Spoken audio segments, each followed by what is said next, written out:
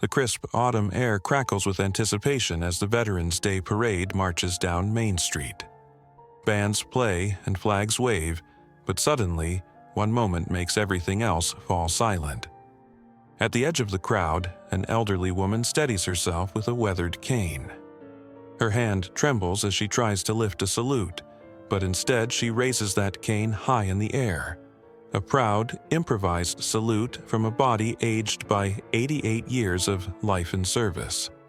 Leading the parade is a 4-star Marine Corps general, ramrod straight in his dress blues, chest glinting with medals. He almost misses the small figure in the crowd, but something about the woman's gesture catches his eye. In an instant, his stern expression softens. He holds up a white-gloved hand, signaling the column behind him to halt. The thumping drums and marching steps abruptly cease. The general steps out of formation and approaches the frail woman. Every eye along the street watches in wonder as he does something no one expects. He drops down to one knee before her, lowering himself so that he is looking up into her eyes. This powerful figure, one of the highest-ranking officers in the Marines, is kneeling on the cold pavement as if in the presence of royalty. The elderly woman gazes back in disbelief, her cane still raised shakily in salute. General Harris felt a lump in his throat. At that moment, he wasn't thinking of rank or ceremony. He was simply a grateful soldier honoring a courageous veteran. For a heartbeat, the world stops. A hush falls over the crowd as they witness this extraordinary salute between two generations. A young Marine behind the general instinctively brings his hand up in a formal salute toward the woman, followed by another, until the entire platoon is saluting the fragile nurse who once served in a war long past. The only movement is a tear tracing down the old woman's cheek. No one can speak. In that silent moment, decades of history and sacrifice pass between the general and the nurse without a single word. The general's voice is barely above a whisper, but filled with reverence as he says, "Thank you for your service, ma'am." Her lips quiver into a humble smile. She nods, unable to find words, her heart flooded with pride and validation. Just seconds ago, this busy parade was filled with music and chatter. Now, it's as if time itself has paused to honor her. Onlookers feel their throats tighten and eyes burn with tears. Many have never seen such a raw display of respect. Mothers hold their children a little closer, and old veterans along the sidewalk stand a bit taller, saluting with shaking hands of their own. Something incredible is happening, and everyone knows they are part of a once-in-a-lifetime moment. What could lead a decorated general to halt an entire parade and kneel before a frail old nurse? That answer lies in the story that unfolded just moments before. A story of quiet heroism and the enduring power of gratitude. If you believe respect like this can change the world, please join us. Margaret Thompson woke up before dawn on Veterans Day, her heart fluttering with both excitement and uncertainty. At 88 years old, her bones were weary and her steps slow, but this day was important. Sunlight peeked through her curtains as she carefully pinned a tiny World War II nurse's badge to her neatly pressed coat. The badge was one she'd earned decades ago in a war zone far from home. It had been years since Margaret last attended the city's Veterans Day Parade. She almost thought she might never go again. But something inside her, perhaps the voices of the soldiers she once cared for, urged her forward. She glanced at a black and white photograph on her mantel.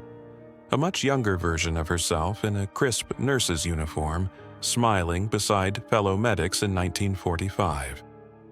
"I'll do it for them," she whispered, feeling the weight of memory and duty in her chest. As the morning chill hung in the air, Margaret made her way downtown. Each step with her cane was a small battle against time, but her determination was unyielding. A kindly neighbor had offered her a ride and helped her find a good spot right at the front of the sidewalk. Now she stood waiting, wrapped in a warm scarf, the distant sound of a marching band growing louder. All around her, families and children gathered, waving little flags. A young boy on his father's shoulders noticed Margaret's old badge and asked innocently, "Were you in the war, ma'am?" She smiled and nodded. "I was a nurse in World War II." The father hushed the boy with a gentle pat, and several people near them turned to give Margaret appreciative smiles. One middle-aged man even reached over to gently shake her hand and whisper, "Thank you for your service," bringing a bashful smile to Margaret's face. Still, she felt a little invisible in the crowd of younger faces, just an old woman among many. Yet she straightened her back as much as it allowed and clutched her cane, determined to stand tall for the heroes in her memories. Across town, General David Harris adjusted his dress uniform in front of a mirror, preparing to be the Grand Marshal of the parade.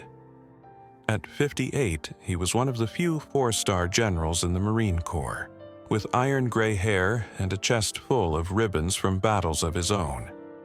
He had led Marines through modern wars, but he often reflected on the generation that came before him. His own father had fought in Vietnam, and his grandfather had served in World War II. Stories of their bravery were the bedrock of his respect for those who wore the uniform. As he left for the parade, General Harris expected a day of formal salutes, patriotic speeches, and a chance to honor veterans from a podium. He had no idea that in a short time he would be honoring one particular veteran in a far more personal way. Back on Main Street, the parade was beginning to wind its way toward Margaret's block. The distant strains of the Marine Corps hymn, played by the high school band, floated on the breeze. Veterans from different wars marched or rode in classic convertibles, waving at the crowd. Margaret watched a group of younger veterans from recent conflicts pass by, some on foot, some in wheelchairs, and she raised her hand to her heart in respect. Each uniform, each face, brought back a flood of memories, some proud, some painful. She remembered bandaging young men under fire, holding dying soldiers' hands so they wouldn't feel alone. Among them was her own sweetheart, a young Army sergeant named William who had planned to marry her after the war. Margaret blinked away a tear at the memory. Those boys never got to grow old like she did. A lump rose in her throat at the thought.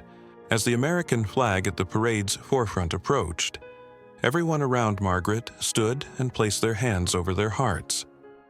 She struggled to her feet, using her cane for support, determined to stand as well. The flag bearer passed, followed closely by the Grand Marshal's car carrying General Harris, who decided at the last minute to walk part of the route alongside his troops. When Margaret first caught sight of the general walking down the street flanked by Marine honor guards, she could see his gleaming stars and confident stride. She felt a surge of admiration. He represented everything she loved about the military: honor, discipline, sacrifice. In that moment, Margaret made up her mind. She would salute this man and all he stood for, even if her aging body failed her. She tightened her grip on the cane and steeled herself for the moment he drew near. Little did she know, her small gesture of respect was about to spark an extraordinary response. Margaret watched intently as General Harris got closer, the sound of drums and boots echoing. Her heart pounded. This was it.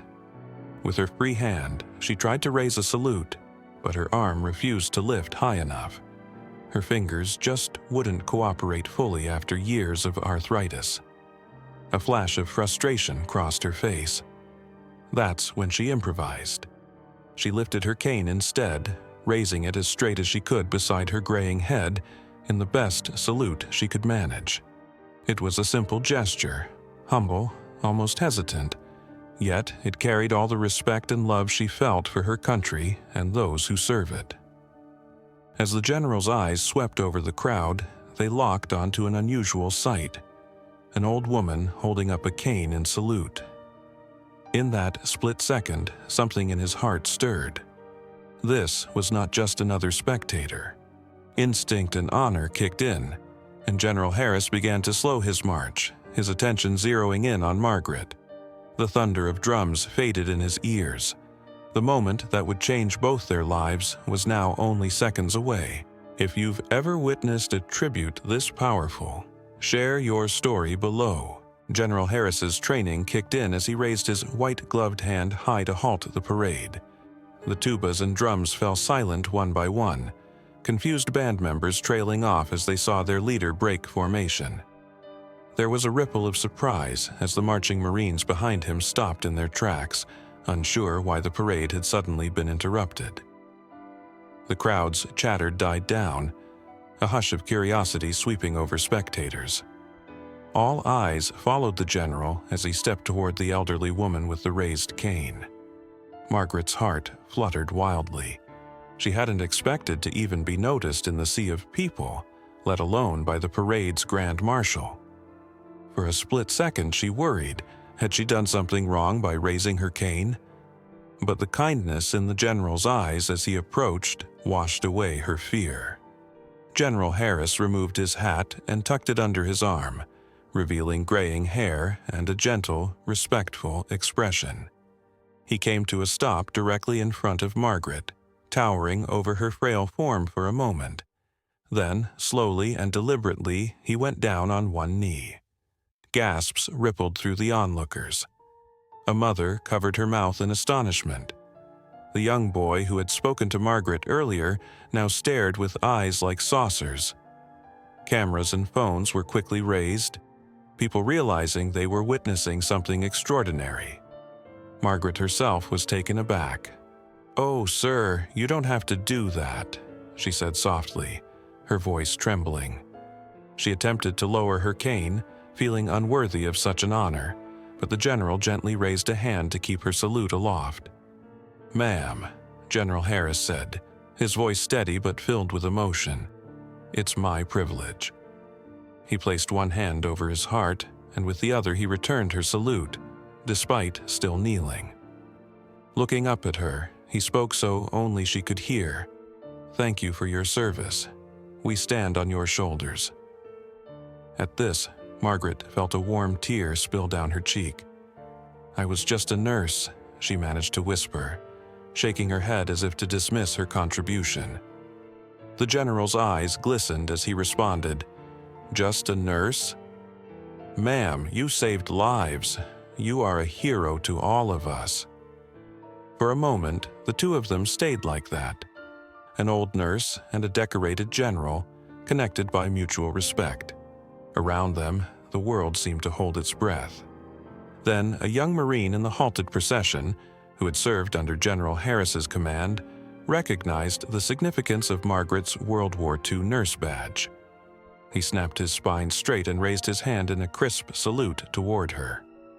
Almost in unison, the rest of the Marines did the same, their white-gloved hands flying up in perfect formation. An entire contingent of America's finest saluted a single elderly nurse who had served decades before most of them were born. Some of those young Marines would later confess they had never felt prouder in uniform than they did in that moment. Margaret looked around through tears at the rows of young faces honoring her.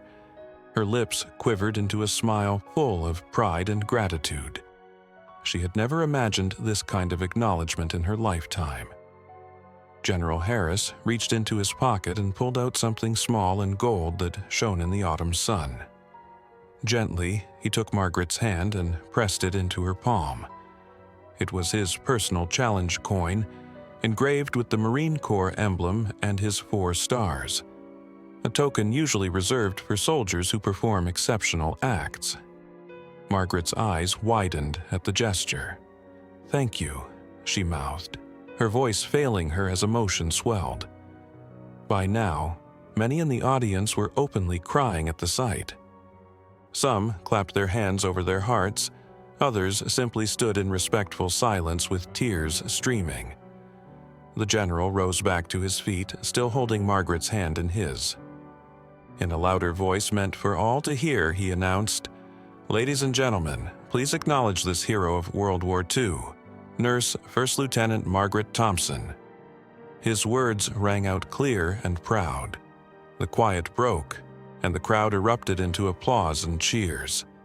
It was as if all the love and gratitude that had been pent up finally found its voice. The high school band, moved by the emotion, struck up "God Bless America" in a slow, heartfelt tempo. People sang or hummed along through happy sobs.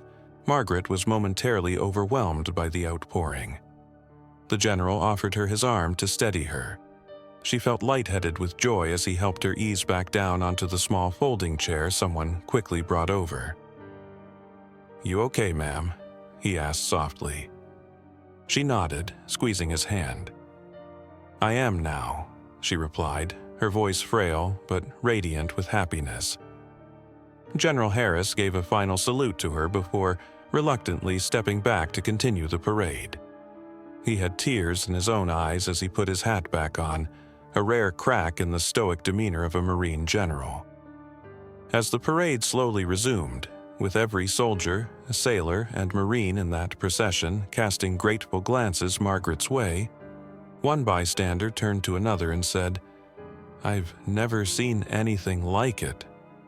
Many spectators kept their phones held high, recording the unbelievable tribute they had just witnessed. Unbeknownst to both Margaret and General Harris, those shaky video clips of a general kneeling to honor an elderly nurse would soon ignite the internet. That very evening, millions of people would watch the scene online, sharing in the tears and pride that flowed on that street. The humble salute with a cane would become a viral symbol of gratitude, one that reminded the nation of the respect our oldest veterans deserve. If this act of honor moved you deeply, consider subscribing for more stories of compassion. The next morning, Margaret awoke to find her phone ringing off the hook and her story splashed across newspapers and television. Neighbors, old friends, even distant relatives called to tell her they'd seen the touching scene. Her granddaughter showed up with tears in her eyes, having flown in the night before just to give her Nana a hug after seeing the video on Facebook. Margaret couldn't believe that her simple salute, something she had done just to show respect, had resonated with so many people. She sat in her living room, cane by her side and the general's challenge coin glinting on the coffee table, as the local news played footage of the parade. In the video, she saw herself, small and trembling, and General Harris kneeling to honor her. It felt almost like watching someone else, yet it was very real. General Harris, for his part, went about his duties that day only to be greeted by dozens of emails and messages. Fellow officers, friends from around the country, even his old drill instructor sent notes praising the beautiful act of respect. One message was from a young Marine overseas who wrote, "Sir, we all saw what you did. Thank you for reminding us why we serve." The general realized that what happened on that parade route was far bigger than just the two of them. In an interview with a major news network a week later, General Harris was modest about his role. "She deserved that salute more than I did," he said firmly. "Rank doesn't matter when it comes to honoring service. I only kneeled because I stand on the shoulders of heroes like her." His words struck a chord nationwide. In the following days, letters poured into the local Veterans Association addressed to Margaret. People wrote about their grandparents who had served, about how they cried seeing her and the general, and about how they were inspired to thank the veterans in their own lives. A fifth-grade class from another state sent a bundle of handwritten cards saying, "Thank you for inspiring us, Nurse Margaret." One elderly man wrote that his late mother had been a World War II nurse just like Margaret, and that seeing her honored felt like a salute to his own mom's memory. Each evening, Margaret sat by her window reading these heartfelt messages, often wiping away tears of joy. She felt as though the gratitude she had carried for her fallen friends was finally being shared by everyone. The viral video even spurred acts of kindness elsewhere. At grocery stores, people stopped to shake the hands of elderly folks wearing military caps. Donations to veterans' charities saw a small but noticeable uptick that month. On the internet, countless comments spoke of renewed appreciation for the sacrifices of the greatest generation. All because one woman lifted a cane, and one man kneeled to acknowledge it. As for Margaret and General Harris, they kept in touch. He visited her once at the assisted living home she eventually moved into, bringing along some of his young Marines to meet her. They listened in awe as she recounted a few gentle stories of her time in the field hospitals during World War II. In return, the general's men treated her like a beloved grandmother, hanging on her every word. Margaret beamed with pride and disbelief. Here she was, decades after her service, being cherished and honored. Before leaving, General Harris gave her one more salute, this time in a quiet garden courtyard, promising he'd come see her again next Veterans Day if she'd be attending the parade. She promised with a playful grin that she wouldn't miss it for the world. When that next Veterans Day came, Margaret and General Harris did reunite, exchanging a warm embrace as the crowd applauded once more. But even without that public moment, nothing could erase the impact of the year before. It had started as a single moment of respect between two people and grew into a symbol of unity and gratitude that touched millions. It proved that sometimes the simplest acts carry the greatest power. In the end, humility truly transcends rank. One respectful gesture can bridge generations and rekindle a nation's gratitude. Even years later, people continue to share the video of her cane salute each Veterans Day, reminding young and old of the power of respect. As long as gestures like that live on and stories like theirs are told, the spirit of honor and thankfulness will never fade away.